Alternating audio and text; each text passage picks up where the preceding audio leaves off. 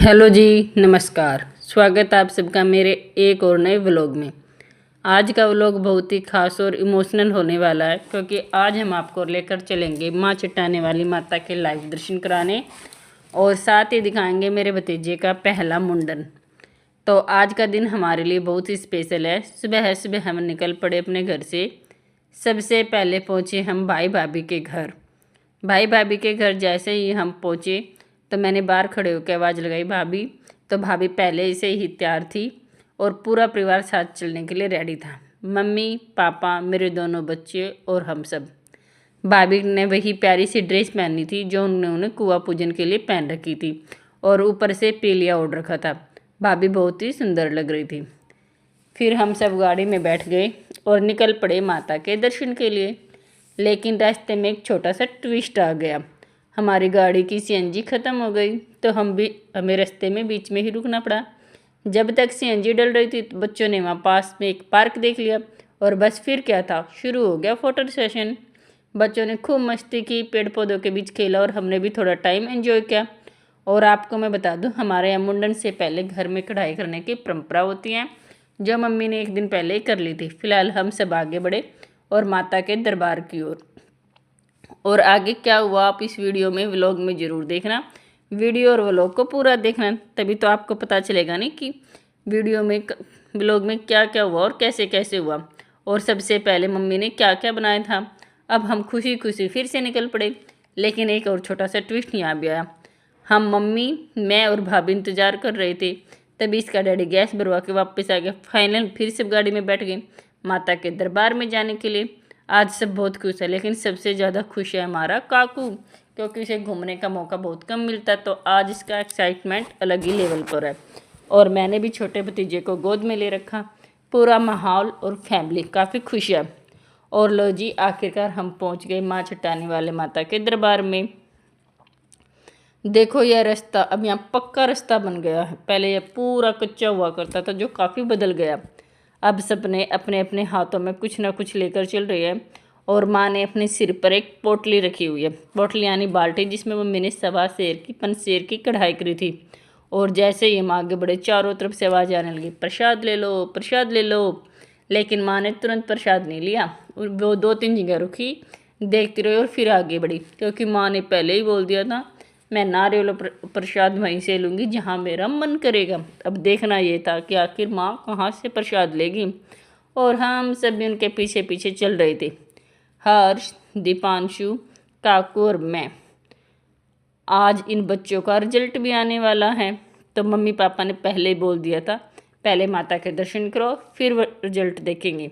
अब आगे क्या हुआ, माता के दर्शन कैसे हुए और रिजल्ट में किसका क्या निकला, यह सब आप आगे के व्लॉग में देखोगे। तो आगे के व्लॉग में आप बने रहोगे तभी तो यह सब कुछ आप देख पाओगे ना। तो इसीलिए कहते हो कि वीडियो पूरी देखा करो, बीच में मत छोड़ा करो, क्योंकि बीच बीच में जो होने वाला आपको तभी पता चलेगा। और अब हमने प्रसाद ले लिया। प्रसाद लेके हम आगे बढ़ गए। माँ ने बहुत ध्यान से अच्छे से देख परख कर प्रसाद लिया और हम सब ने माता के दर्शन की खुशी की। लेकिन बच्चों के मन में एक अलग ही टेंशन चल रही थी, आज रिजल्ट में क्या आएगा। थोड़ी देर के लिए प्रसाद को पापा ने ले लिया और फिर हम सब ने भी माँ के प्रसाद नारियल चुनी लिया। अब हम फिर से मंदिर की तरफ बढ़े।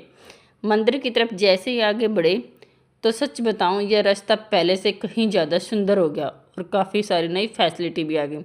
और रास्ते में ना जो मेला लगा हुआ, बच्चे से देखते हुए जा रहे थे। अब माँ ने पहुँचने के बाद हमने एक बार्बर की खोज शुरू करी, जो भतीजे का मुंडन कर सके। और आखिरकार हमें एक मिल ही गया। उससे हमने बोला कि पहले क्या लोगे, तो उसने कहा जो आपका मन करे आप मुझे अपनी श्रद्धा भक्ति से वही दे देना। इस तरह भतीजे का मुंडन शुरू हुआ और हमने छोटे भतीजे को यहाँ उनकी गोद में दे दिया और वो काफ़ी देर भतीजे को गोद में खिलाते रहे और बाद में मम्मी को पकड़ा दिया। अब शुरू हुआ असली मुंडन। और सबसे बड़ा सवाल, हम सब सोच रहे थे कि बच्चा रोएगा रोएगा, क्योंकि नॉर्मली छोटे बच्चों का जब मुंडन होता तो बहुत ज़्यादा रोते हैं। लेकिन यहाँ कुछ हुआ अनएक्सपेक्टेड, यानी मेरे भतीजा तो बिल्कुल भी रोया नहीं, एकदम ब्रेव बॉय की तरह शांत। जहाँ इसके बड़े भाई ने अपने मुंडन में रो रो के बहुत रुदन मचाया था, वहाँ यह मेरा भतीजा बिल्कुल आराम से बैठा था। सच बताऊँ, हो सकता है उसे थोड़ी नींद आ रही थी या इसलिए उसको ज़्यादा महसूस नहीं हो रहा था। पर वो सो रहा था बिल्कुल आराम से। अब बार्बर ने भी बहुत सावधानी से मशीन चालू की, क्योंकि बच्चा छोटा था ना, और धीरे धीरे मुंडन संस्कार उसको शुरू किया।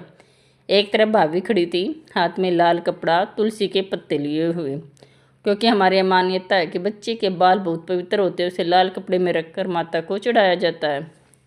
और छोटा सा भतीजा कभी नींद में मुंह बना रहा था तो कभी उस बार्बर की डोरी पकड़ लेता था। देखो, एक बार तो उसने उसकी डोरी इतनी तेज से पकड़ ली कि हमने मुश्किल से छुड़ानी पड़ी। और धीरे धीरे अब मुंडन का कार्य पूरे होने लगा। थोड़ा टाइम जरूर लगा, क्योंकि बच्चा काफ़ी छोटा था और लाइन में भी काफ़ी लोग थे अपने बच्चों का मुंडन कराने के लिए। लेकिन आखिर मुंडन संस्कार सफलतापूर्वक पूरा हो गया। हम सब भी बहुत खुश थे। अच्छा, आप सब बताओ, आप सबको मेरा भतीजा कैसा लगा? क्योंकि मैंने ज़्यादातर बच्चों को रोते हुए देखा, ये एकदम शांत और स्ट्रॉन्ग था और पूरा परिवार बहुत खुश। एक तरफ तो उसका फ़ोटो खींचने के लिए कई जने खड़े हैं, दूसरी तरफ उसकी मम्मी एक्साइटमेंट के लगे लेवल पर थी। बस सब इस छोटे से चैम्पियन की मेमोरियों को कैप्चर कर रही थी, क्योंकि अब तक हम सब ने उसको बाल में देखा था ना, अब हम उसको बिना बाल के देखने के लिए इंतज़ार में थे। लेकिन अभी दर्शन असली बाकी है और बच्चों के मेलों की जिद। आगे क्या हुआ फिर देखने के लिए वीडियो को पूरी देखें।